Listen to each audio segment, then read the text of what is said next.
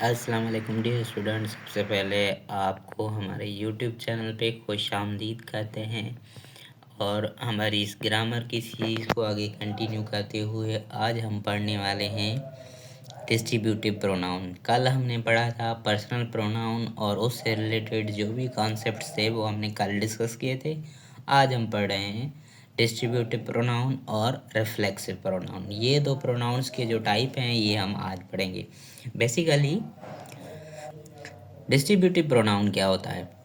Distributive pronoun का मतलब वो प्रोनाउन जो डिस्ट्रीब्यूशन को शो करे। फॉर एग्जांपल अगर कोई दो नाउन है, फॉर एग्जांपल दो चीज़ें हैं, उन दो चीज़ों में हर एक को रिप्रेजेंट करने वाला वर्ड जो है वो डिस्ट्रीब्यूटिव प्रोनाउन है। फॉर एग्जांपल अगर तीन लड़के हैं तो हम जब उन तीन लड़कों की बात कर रहे होंगे अलग अलग हवाले से कि तीनों के तीनों जो हैं वो होशियार है, तब हम कौन सा वर्ड यूज़ करेंगे? तब हम डिस्ट्रीब्यूटिव प्रोनाउन का वर्ड यूज़ करेंगे। इसीलिए वो डिस्ट्रीब्यूशन वाले वर्ड जो हैं आते हैं मोस्ट ऑफ द टाइम। तो इम्पोर्टेंट डिस्ट्रीब्यूशन वर्ड जो हैं वो हम आज यहाँ पे डिस्कस करेंगे। एक आपका ईच जो है वो डिस्ट्रीब्यूटिव प्रोनाउन तो यूज़ होता है। ईदर आपका, इसको आइदर भी बोले या इधर भी बोले। यूके वाली इंग्लिश में इसकी प्रोनाउंसिएशन एक है और अमेरिका वाली इंग्लिश में इसकी प्रोनाउंसिएशन दूसरी है। आपको पता ही होगा कि इंग्लिश दो टाइप्स की है, एक यूके की और एक इंग्लिश की और यूएस वाली, ठीक है। तो ये जो तीन वर्ड हैं ये एग्जाम के हवाले से इम्पोर्टेंट है रिगार्डिंग द डिस्ट्रीब्यूटिव प्रोनाउन। इन सारों को आज हम डिटेल में पढ़ेंगे कि ईच, ईदर और नाइदर या नीदर। तो सबसे पहले हम ईच को देखते हैं।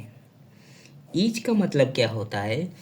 ईच मतलब के ईच जो है वो यूज होता है, is used for two or more then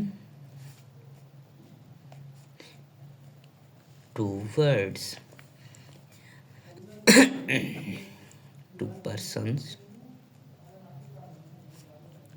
और थिंग्स।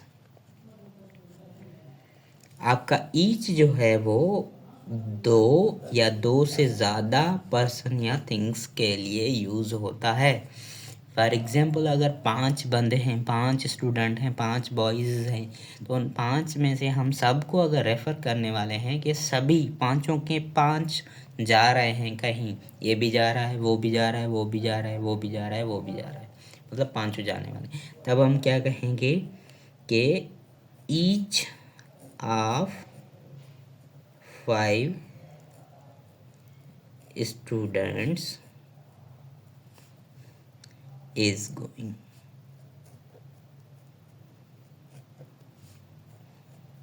there। पांचों के पांचों स्टूडेंट जो वहाँ जा रहे थे।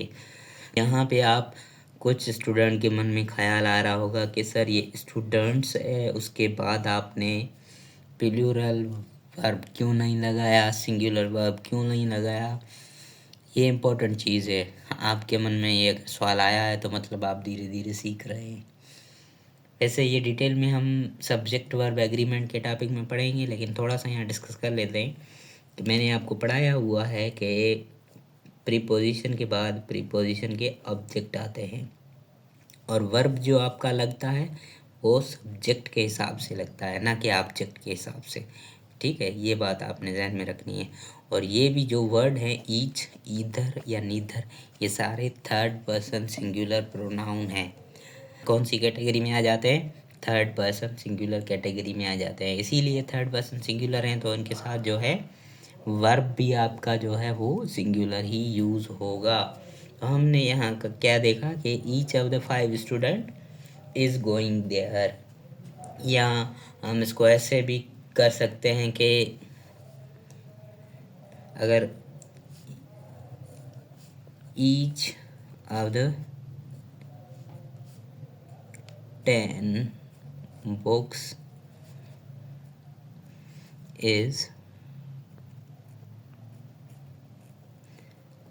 written, was written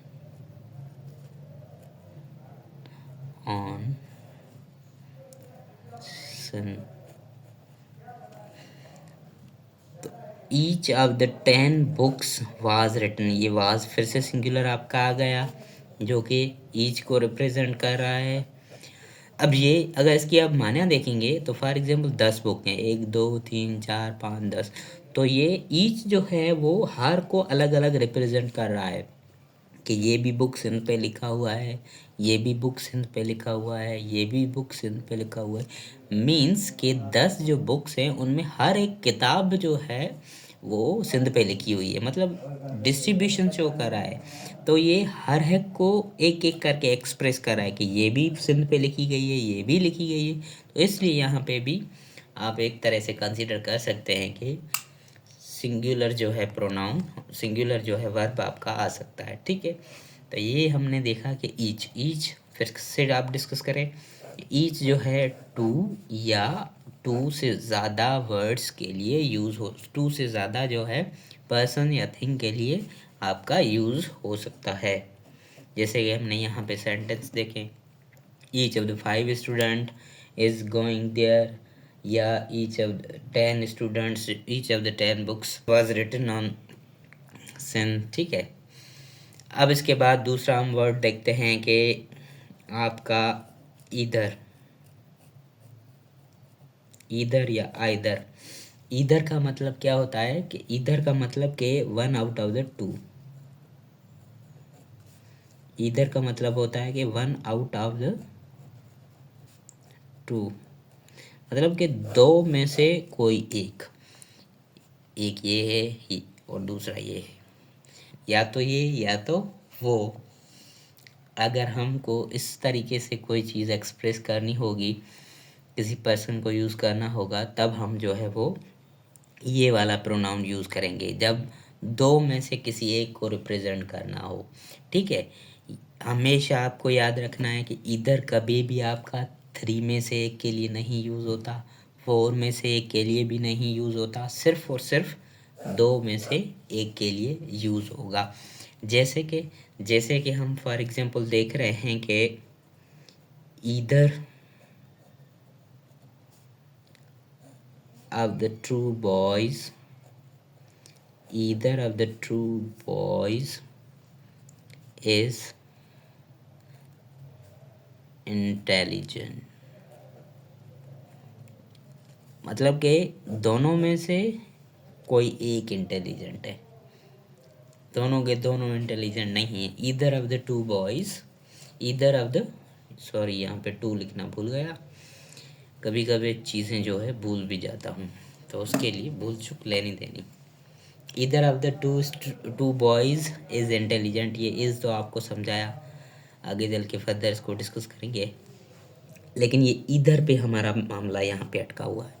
either basically जो है वो दो में से, मतलब ये दो बॉयज़ हैं, इनमें से कोई अगर एक को हम जाहिर करना है तब हम ईदर लगाएंगे। तो यहाँ पे हमने यूज़ किया कि either of the two boys is intelligent, मतलब कि इन दोनों में से कोई एक ही जो है स्टूडेंट या बॉय जो है वो इंटेलिजेंट हैं।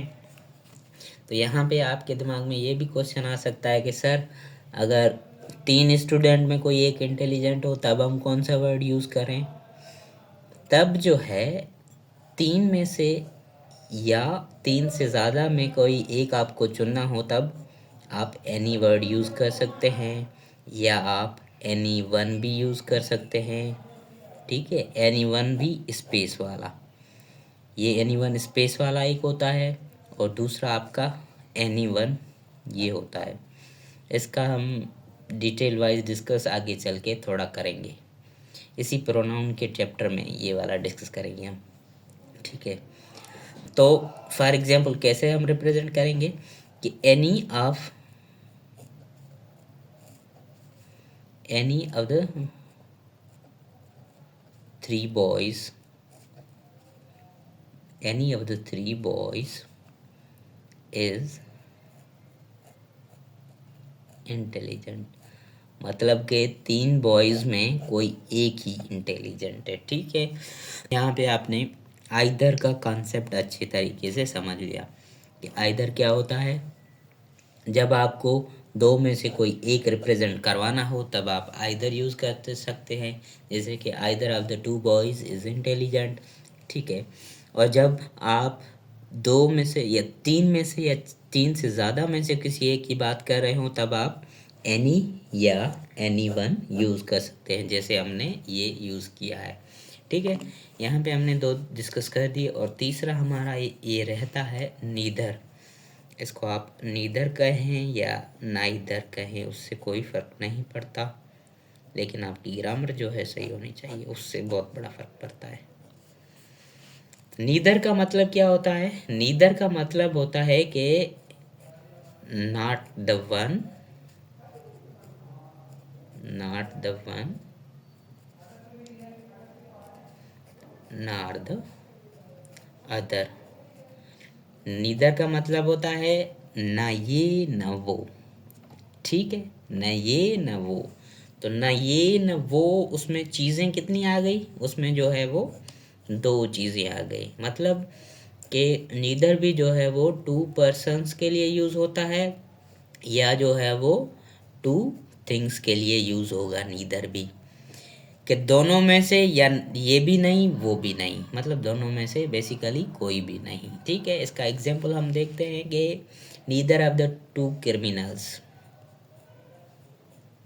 नीदर ऑफ द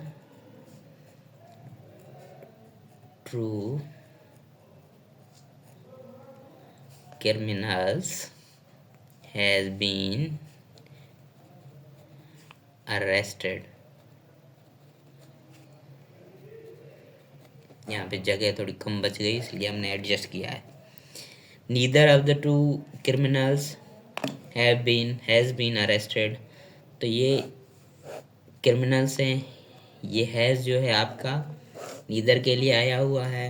नीदर भी आपका सिंगुलर है, थर्ड पर्सन, इसलिए वर्ब भी आपका सिंगुलर आया है, भले ये क्रिमिनल प्लूरल है, क्योंकि हमने पढ़ा हुआ है कि इसके बाद क्या होता है, ठीक है। तो नीदर का मतलब यहाँ पे होता है न ये क्रिमिनल न वो क्रिमिनल पकड़ा गया, मतलब कि दोनों में से कोई भी क्रिमिनल अभी तक पकड़ा नहीं गया हुआ है, ठीक है। ये तो हमने यहाँ पे समझ लिया। अब आपके जहन में ये भी सवाल आ सकता है, सर अगर तीन क्रिमिनल होते तो, तीन क्रिमिनल होते तब हम नीदर नहीं यूज़ करेंगे, तब हम यूज़ करेंगे वो क्या है, वो नन यूज़ करेंगे, कि none of the three criminals, none of the three criminals has been arrested, ठीक है। तो यहाँ पे जो है वो हमारा डिस्ट्रीब्यूटिव प्रोनाउन कंप्लीट होता है।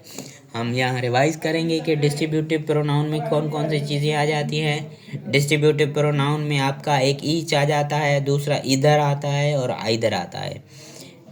ईच का क्या मतलब होता है? ईच का मतलब कि किसी भी दो पर्सन्स या दो थिंग्स के लिए या दो से ज़्यादा के लिए भी ईच यूज़ हो सकता है। अगर आपको दो या दो से ज़्यादा किसी चीज़ को रिप्रेजेंट करवाना हो तो उसके लिए भी आप ईच यूज़ कर सकते हैं, जैसे कि हमने यहाँ पे यूज़ किया हुआ है each of the 5 student is going there, मतलब पांचों में से हर एक वहाँ जा रहा है, ठीक है। या ईच ऑफ द 10 बुक्स जो है वो रिटन ऑन द सिंध, दस में से हर एक किताब जो है सिंध पे लिखी गई है, ठीक है। और दूसरा इसका वर्ड है आइदर। आइदर का मतलब है वो जो है दो में से किसी एक चीज़ की बात करवाना चाहता है, जैसे कि हमने यहाँ देखा कि either of the two boys is intelligent, मतलब दोनों बॉयज़ में कोई एक ही इंटेलिजेंट है, ठीक है। अगर हम यहाँ पे तीन बॉयज़ में किसी एक इंटेलिजेंट की बात करनी होती तो हम क्या करते, तब हम एनी या एनी वन जो स्पेस वाला है वो यूज़ करते, ठीक है। Any of the three boys is intelligent, मतलब कि तीन बॉयज़ में जो है वो कोई एक इंटेलिजेंट है। एनी जो है थ्री या थ्री से ज़्यादा वाले वर्ड्स के लिए या ज़्यादा वाले पर्सन के लिए यूज़ होता है, ठीक है। उसके बाद आपका लास्ट में आ जाता है नीदर। नीदर जो है वो not the one nor the other, मतलब न ये न वो। नीदर का मतलब न ये न वो, ठीक है, सिर्फ टू पर्सन के लिए यूज़ होता है। जैसे कि हमने यहाँ पे यूज़ किया neither of the two criminals has been arrested, मतलब ना क्रिमिनल ये पकड़ा गया ना वो पकड़ा गया। अगर क्रिमिनल इसमें ज़्यादा होते, मतलब कि ज़्यादा पर्सन को एक्सप्रेस करना होता, तब हम जो है उसी कॉन्टेक्स्ट में नन यूज़ करते, none of the three criminals has been arrested. तो डियर स्टूडेंट, हमने ऊपर डिस्कस किया कि डिस्ट्रीब्यूटिव प्रोनाउन क्या होते हैं, वो डिटेल में हमने डिस्कस किया। और अब हम डिस्कस करेंगे कि आपके रिफ्लेक्सिव प्रोनाउन क्या होते हैं। रिफ्लेक्सिव प्रोनाउन आपने सुना ही होगा, बहुत इम्पोर्टेंट हैं, मोस्ट ऑफ द टाइम ये एग्ज़ाम में आते हैं क्वेश्चंस। रिफ्लेक्सिव प्रोनाउन पढ़ने के लिए आपको पहले थोड़ा सा वर्ब का कॉन्टेक्स्ट लेना पड़ेगा। वर्ब का कॉन्टेक्स्ट कैसे, कि बेसिकली सर वर्ब जो है वो हम आगे डिटेल में वीडियोस तो बनाएंगे, लेकिन अभी इस चीज़ को समझने के लिए थोड़ा सा वर्ब का कॉन्सेप्ट आपने लेना पड़ेगा। थोड़ा सा का मतलब क्या है कि जो इस टॉपिक में जिसकी ज़रूरत है वही हम पढ़ेंगे। वर्ब बेसिकली बहुत टाइप के होते हैं, उनमें से दो टाइप ऐसे होते हैं जिसको हम ट्रांजिटिव और इंट्रांजिटिव वर्ब कहते हैं। ट्रांजिटिव और इंट्रांजिटिव वर्ब कहते हैं, ठीक है। अब इंट्रांजिटिव और ट्रांजिटिव का मतलब क्या होता है। इंट्रांजेबल ट्रांजेबल पहले ट्रांजिटिव देखें। ट्रांजिटिव में वर्ड है आपका ट्रांस। ट्रांस का मतलब ट्रांसफ़र करना, तो मतलब वो वाले वर्ब जो अपना एक्शन ट्रांसफ़र करें। अपना एक्शन कहाँ पे ट्रांसफ़र करें, अपना एक्शन जो है वो ऑब्जेक्ट पे ट्रांसफ़र करें। तो उन वर्ब्स को हम ट्रांजिटिव वर्ब कहते हैं। और इंट्रांजिटिव का मतलब जो अपना एक्शन ट्रांसफ़र ना करें। अब एक्शन ट्रांसफ़र करने का मकसद क्या होता है कि वर्ब के फ़ौरन जो ऑब्जेक्ट लेते हैं, जो नाउन लेते हैं, उन वर्ड्स को हम ट्रांजिटिव वर्ब कहते हैं। जैसे हम यहाँ पे एग्जांपल देख रहे हैं कि आई enjoyed द पार्टी। तो ये इंजॉय जो वर्ड है ये अपना काम ट्रांसफ़र कर रहा है कि मैंने क्या इंजॉय किया, मैंने पार्टी इंजॉय की। तो ये अपना एक्शन जो है वो पार्टी पे डाल रहा है, ठीक है। तो ये सही हो गया, ये आपका ट्रांजिटिव वर्ब हो गया जो ट्रांसफ़र कर रहा है अपना एक्शन। और दूसरे ऐसे वर्ड होते हैं जैसे कि I am going to London. यहाँ पे क्या है, ये आपका प्रीपोजिशन आ गया, प्रीपोजिशन के बाद आपका ऑब्जेक्ट, मतलब ये प्रीपोजिशन का ऑब्जेक्ट आ गया। और ये आपका एम गोइंग, ये आपका हेल्पिंग वर्ब है, मेन वर्ब गोइंग है। तो गोइंग जो है अपना एक्शन ट्रांसफ़र नहीं कर रहा किसी भी वर्ड पे। यहाँ पे ऑब्जेक्ट है ही नहीं, यहाँ पे नाउन भी नहीं है, तो मतलब गोइंग एज ए इंडिपेंडेंट आ सकता है, ठीक है। तो यहाँ पे जो है गोइंग आपका इंट्रांजिटिव वर्ब हो जाता है। अब इसका यहाँ पे क्या मकसद है, इसको यहाँ पे पढ़ाने की क्या ज़रूरत है, वो हम आगे देखते हैं कि क्या मकसद है। ट्रांजिटिव वर्ब हमने देखा कि अपना एक्शन ट्रांसफ़र करे किसी भी ऑब्जेक्ट पे, किसी भी नाउन पे। और इंट्रांजिटिव वर्ब जो है अपना एक्शन ट्रांसफ़र नहीं करते अपना एक्शन ऑब्जेक्ट पे, क्योंकि उनके बाद जो है ऑब्जेक्ट होता ही नहीं। बेसिकली अगर हम इसका कॉन्सेप्ट निचोड़ निकालें तो इसका मतलब कि ट्रांजिटिव वर्ब वो वाले वर्ड होते हैं जिसके बाद हमेशा ऑब्जेक्ट आता ही आता है, ऑब्जेक्ट के बगैर वो नहीं आएंगे, वो जुमला भी गलत हो जाएगा। और इंट्रांजिटिव वर्ब का मतलब वो वाले वर्ब जिसके बाद ऑब्जेक्ट नहीं भी आया तो भी चल जाएगा काम, ठीक है। तो रिफ्लेक्सिव प्रोनाउन का मकसद क्या होता है। रिफ्लेक्सिव प्रोनाउन का मकसद जो रिफ्लेक्स बैक करे, वो वाले प्रोनाउन जो पहले जुमले में आए हुए प्रोनाउन को रिफ्लेक्ट करे, उस वर्ड को हम रिफ्लेक्सिव प्रोनाउन कहते हैं, ठीक है। When the subject of the pronoun receives an action, in this case reflexive pronoun is used, ठीक है। फॉर एग्जांपल कैसे, इंग्लिश लैंग्वेज में कुछ ऐसे वर्ड होते हैं जो हमेशा हमेशा एज ए ट्रांजिटिव वर्ब तो यूज़ होते हैं। मोस्ट ऑफ द टाइम ये ट्रांजिटिव और इंट्रांजिटिव जो इंटरमिक्स होते रहते हैं। जब ऑब्जेक्ट आया तो ट्रांजिटिव, जब नहीं आया तो इंट्रांजिटिव होते हैं।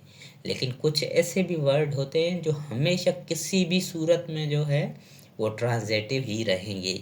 वो वर्ब आपको लिस्ट में प्रोवाइड करना हूँ, वो ये वाले वर्ब हैं, वो जो हैं ये हमेशा आपको वर्ब याद रखने पड़ेंगे। इनका जो है वो याद रखने के अलावा कोई और तरीका भी नहीं है, ये हमेशा इसको आप रट्टा मार लें। इंग्लिश में बहुत सारी चीज़ें तो कॉन्सेप्ट है, लेकिन कुछ कुछ चीज़ें ऐसी हैं जो आपने रट्टा मारना ही होता है। तो ये वाले ट्रांजिटिव वर्ब है हमेशा, मतलब इसके बाद ऑब्जेक्ट आएगा ही आएगा।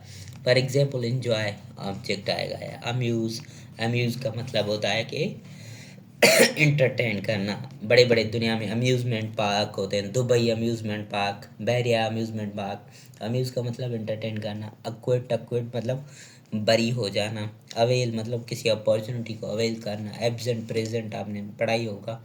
इंट्रोड्यूस, अडाप्ट और प्राइड, ये वाले वर्ड आपने पढ़े ही होंगे।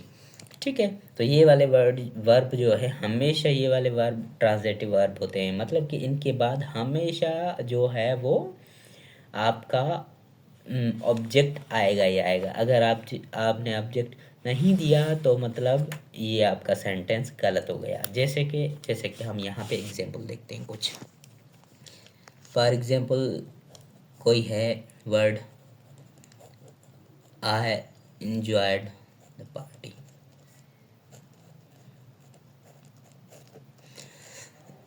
ये वाला यहाँ पे सेंटेंस सही हो गया।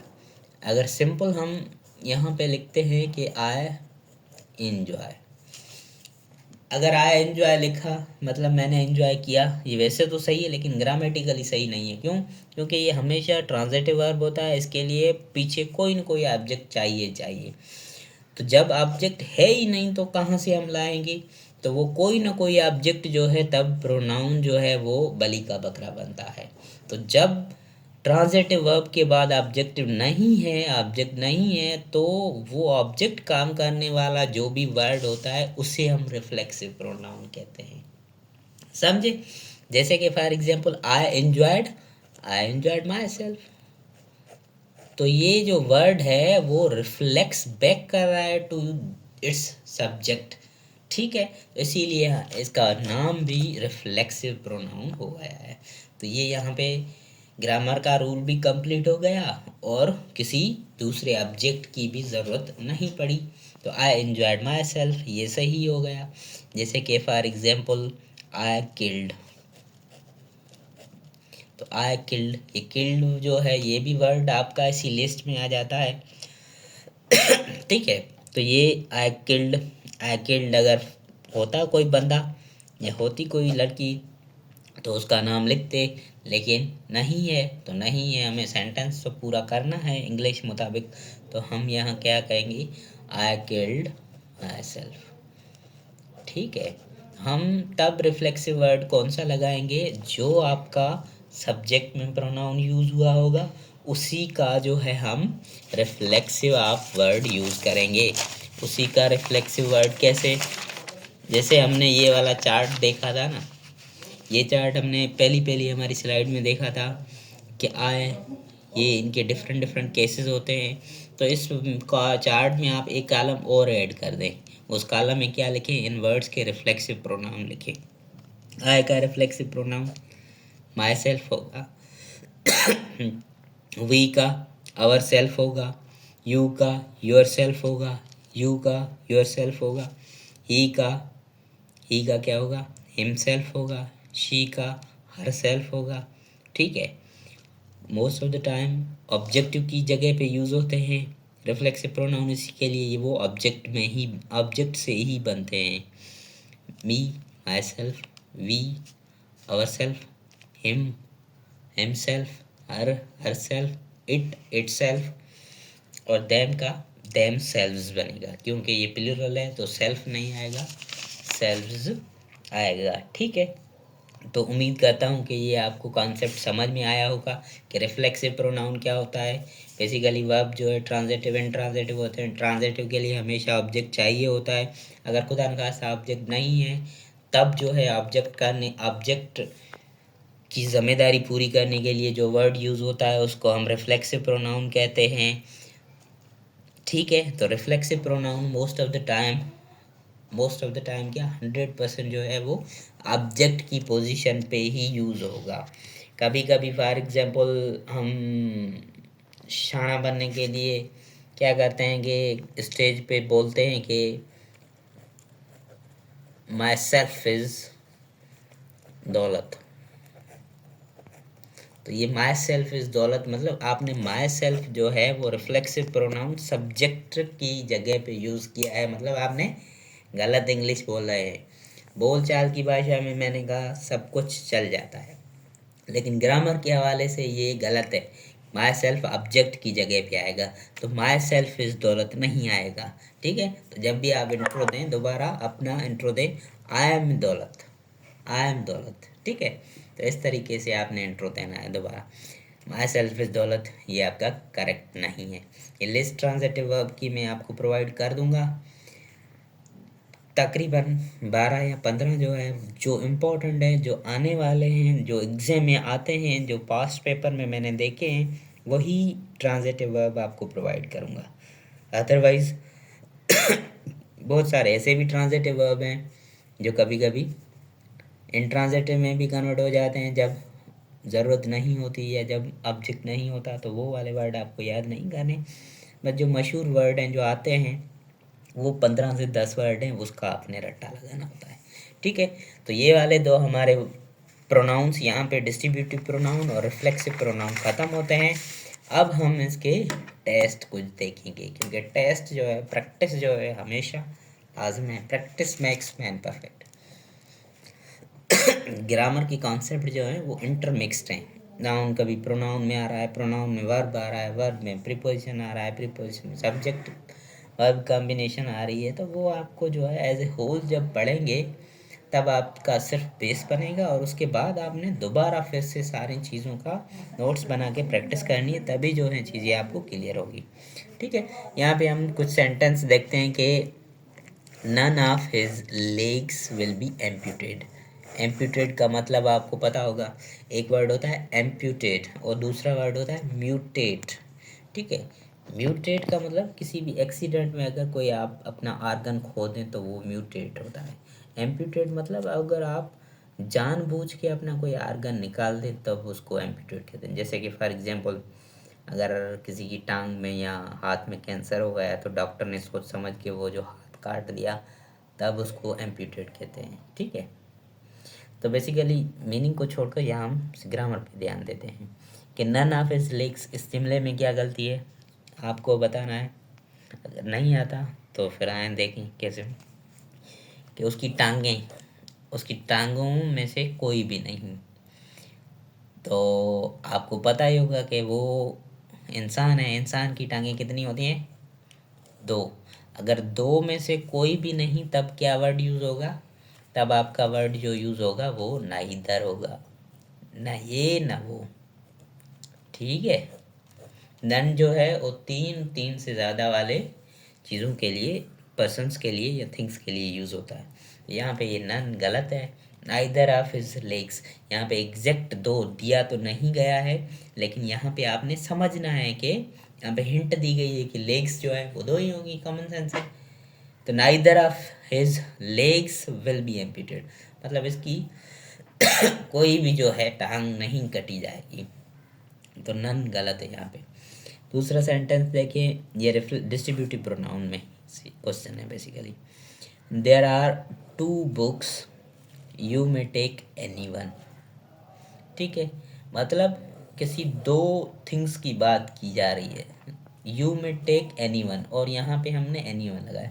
एनी वन जो है मैंने आपको बताया था कि 3 या 3 से ज़्यादा में से किसी एक की अगर बात करनी हो, वो बॉय वाला एग्जाम्पल कि either boy either of the boy is intelligent.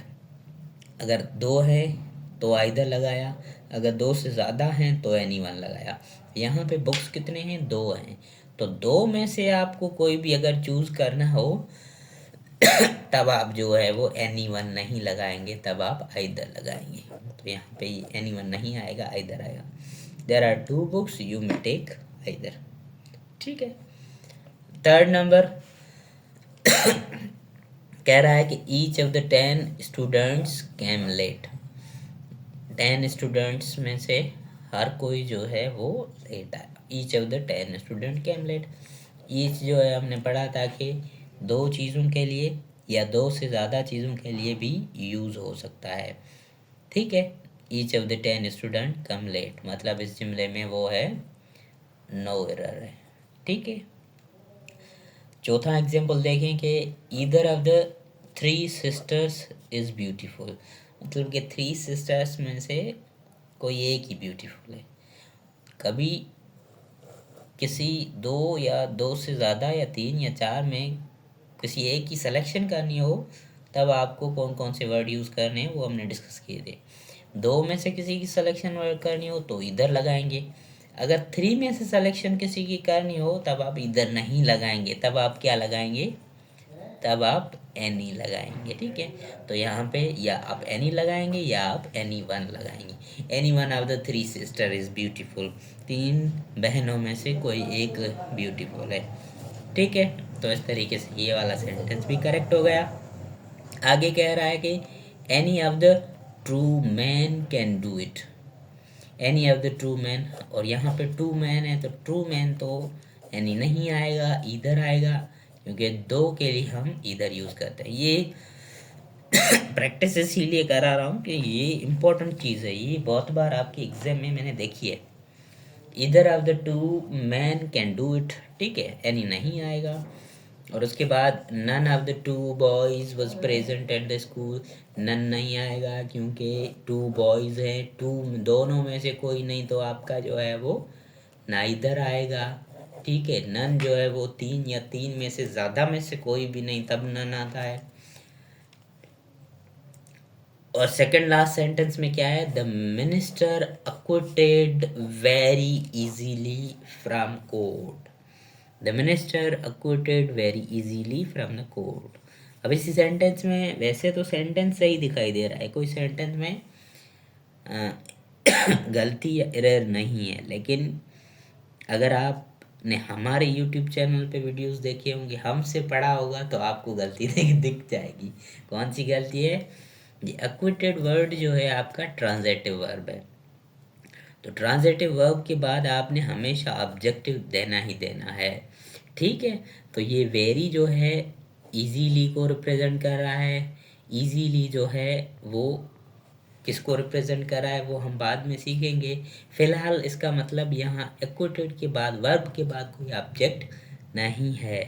तो ऑब्जेक्ट तो हमें लगाना ही लगाना है, क्योंकि ये वाले वर्ड हमेशा ऑब्जेक्ट के सिवा नहीं आते। तो हम ऑब्जेक्ट यहाँ पे रिफ्लेक्सिव प्रोनाउन का काम करता है। ऑब्जेक्टिव की जिम्मेवारी जो है रिफ्लेक्सिव प्रोनाउन ने यहाँ पूरी करनी होती है। तो रिफ्लेक्सिव प्रोनाउन यहाँ पे कौन सा आएगा, हम देखेंगे कि पहले कौन सा वर्ड यूज़ हुआ है। पहले मिनिस्टर यूज़ हुआ है, तो मिनिस्टर की जगह से हम यहाँ पे माई सेल्फ तो नहीं लगाएंगे, क्योंकि मैं तो मिनिस्टर नहीं हूँ। आवर सेल्फ भी नहीं लगाएंगे, योर सेल्फ भी नहीं लगाएंगे। यहाँ पे या तो आएगा हर सेल्फ या तो आएगा हिमसेल्फ। ठीक है।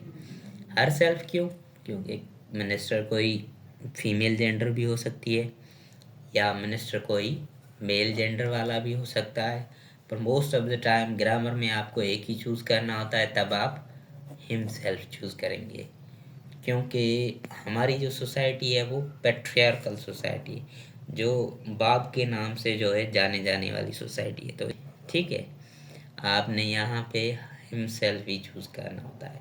ठीक है। किस हवाले से कौन सा जो है आपका रिफ्लेक्सिव प्रोनाउन आएगा, ये हमने चार्ट में देखा था। अगर थर्ड पर्सन सिंगुलर है, थर्ड पर्सन सिंगुलर वाला ही प्रोनाउन आएगा। अगर थर्ड पर्सन सिंगुलर में लिविंग है तो ही या शी होगा, ही या शी में हमने हिमसेल्फ चूज़ किया है। ठीक है। तो आगे चलते हैं, फिर उसके बाद है दे अवेल्ड ऑफ द डिस्काउंट। तो दे अवेल्ड भी जो है आपका उसी कैटेगरी में आता है, ट्रांजिटिव वर्ब है। तो ट्रांजिटिव वर्ब है, इसके बाद ऑब्जेक्ट कोई आना चाहिए, ये प्रीपोजिशन है, ये डिस्काउंट जो है प्रीपोजिशन का ऑब्जेक्ट आ गया है, वर्ब का ऑब्जेक्ट है नहीं, तो मतलब यहाँ पे कोई रिफ्लेक्सिव प्रोनाउन आपने इंसर्ट करना है। एनी हाउ रिफ्लेक्सिव प्रोनाउन कौन सा इंसर्ट करेंगे वो हमें पता चलेगा सब्जेक्ट के हिसाब से कि किसने जो है वो डिस्काउंट लिया है। तो दे ने लिया है, तो दे का रिफ्लेक्सिव प्रोनाउन क्या होगा, देम सेल्व्स। देम सेल्व्स होगा, क्योंकि दे प्लूरल है इसीलिए देम सेल्व्स होगा। तो they availed themselves of the discount. तो इस तरीके से ये वाले सेंटेंस आपके करेक्ट हो गए, और यहाँ पे हमारा जो है वो डिस्ट्रीब्यूशन और रिफ्लेक्सिव प्रोनाउन खत्म होता है।